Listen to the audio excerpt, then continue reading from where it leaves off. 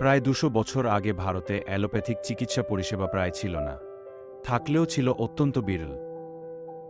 কয়েকজন ডাক্তার যারা ছিলেন, তারা কেউ ছিলেন সামরিক সার্জন, কেউ পশ্চিমা দেশের ধর্মপ্রচারক ডাক্তার, কিন্তু এরা সবাই ছিলেন পুরুষ।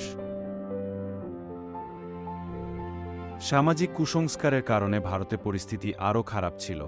মহিলাদের কোনো মিশ্র হাসপাতাল বা পুরুষ ডাক্তারের কাছে যেতে দেয়া হতো না। কখন কখন মহিলারা চরম বিপদের মুহূর্তে, বিশেষ করে প্রসবকালীন জটিলতার কারণে বহুদিন ভোগার পর, সংক্রমণ, রক্তপাত বা ক্ষত নিয়ে সাহায্য চাইতে আসতেন। তখন ডাক্তারের খুব বেশি কিছু করার থাকত না। ঠিক এরকম এক পৃথিবীতে ইডা সোফিয়া স্কুডার জন্মগ্রহণ করেন এবং বেড়ে ওঠেন। কিন্তু শৈশব মানেই শুধু আনন্দ আর খেলা নয়। ১৯ শতকের মাঝামাঝি থেকে শেষের দিকে ব্রিটিশ ভারতে একের পর এক দুর্ভিক্ষ আঘাত হানে।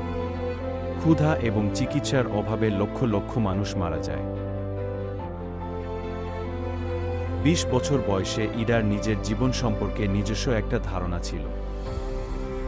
ধর্মপ্রচারক হওয়ার চিন্তা তার ভাবনার মধ্যেও ছিল না।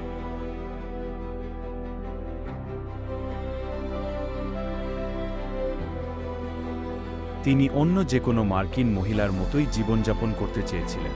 কি তাকে বদলে দিল, এবং কিভাবে তার এই সিদ্ধান্ত দক্ষিণ ভারতের ভূখণ্ডকে বদলে দিল? এটাই হলো সিএমসি ভেলোরের পেছনের গল্প বা জন্মকথা।